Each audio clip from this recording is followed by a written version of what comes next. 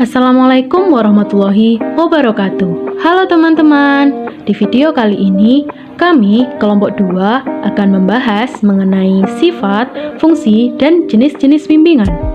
Video pembelajaran ini disajikan untuk memenuhi tugas mata kuliah bimbingan konseling yang diampu oleh Ibu Profesor Dr. Hajah Elvi Muawanah, SAG MPD.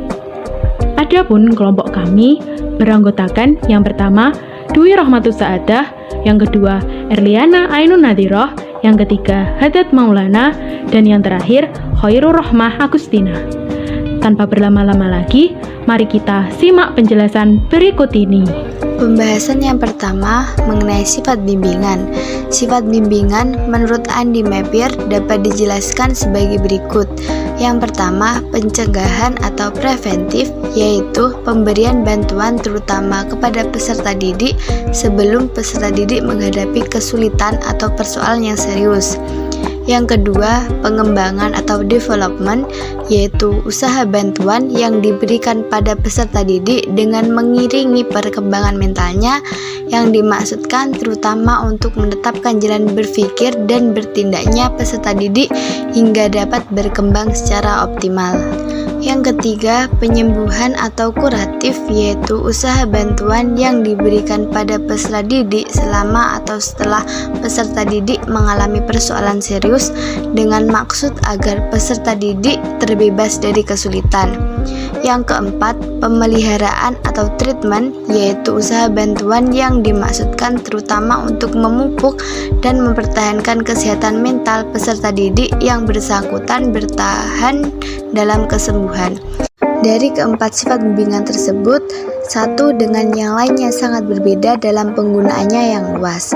Hafi Ansari membagi bimbingan menjadi dua bentuk bimbingan, yaitu yang pertama, sifat bimbingan preventif meliputi tata tertib, menanamkan kedisiplinan, memberikan motivasi, dan memberikan nasihat.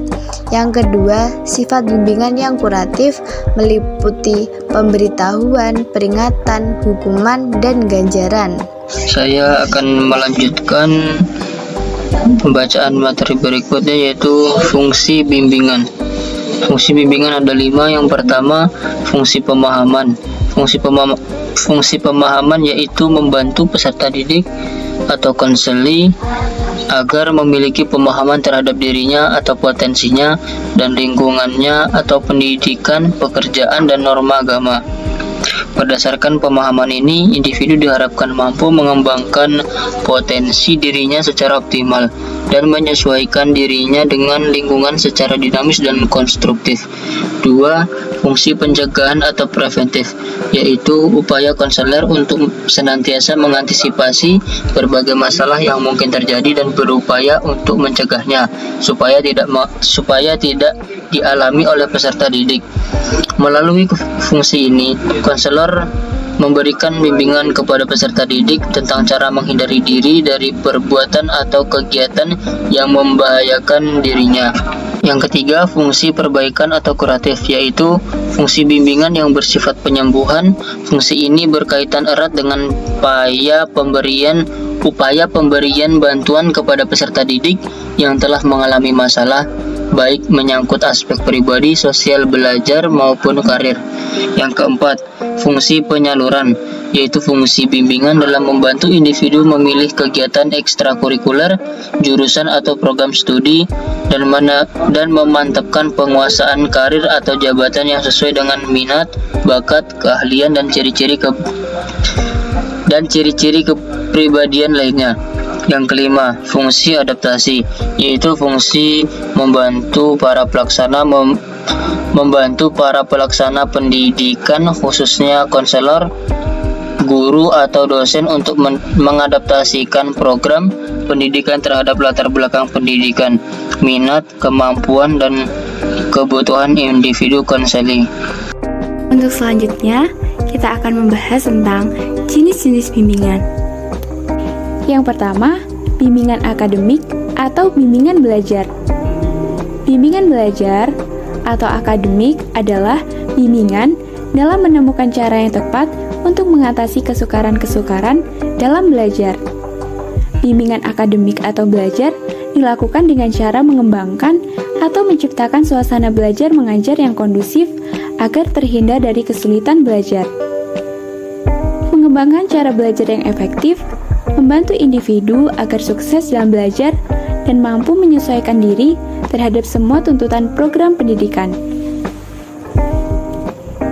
Yang kedua, yaitu bimbingan sosial pribadi.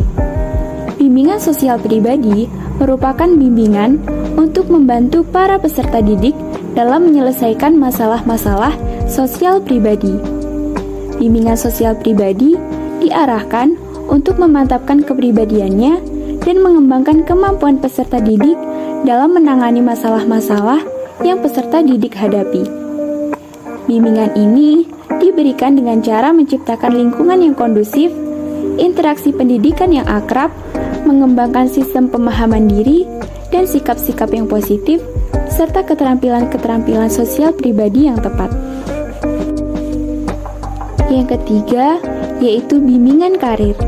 Bimbingan karir yaitu bimbingan untuk membantu individu dalam perencanaan, pengembangan, dan penyelesaian masalah-masalah karir, seperti pemahaman terhadap jabatan dan tugas-tugas kerja, pemahaman kondisi dan kemampuan diri, pemahaman kondisi lingkungan, perencanaan dan pengembangan karir, penyesuaian pekerjaan, dan penyelesaian masalah-masalah karir yang dihadapi.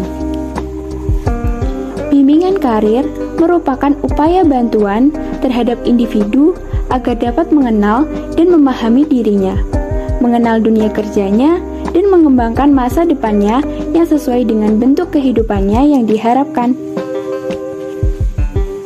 Nah, yang keempat yaitu bimbingan keluarga. Bimbingan keluarga merupakan upaya pemberian bantuan terhadap para individu sebagai pemimpin atau anggota keluarga agar mereka mampu menciptakan keluarga yang utuh dan harmonis, memberdayakan diri secara produktif, dapat menciptakan dan menyesuaikan diri dengan norma-norma keluarga, serta berperan atau berpartisipasi aktif dalam mencapai kehidupan keluarga yang bahagia.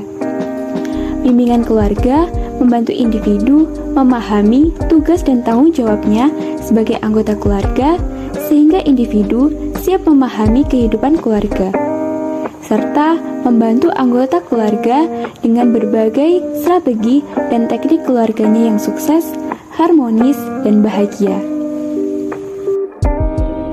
Itu tadi pemaparan materi dari kelompok kami tentang sifat, fungsi, dan jenis-jenis bimbingan. Semoga bermanfaat, dan barangkali ada yang ingin ditanyakan, silahkan tulis di kolom komentar ya.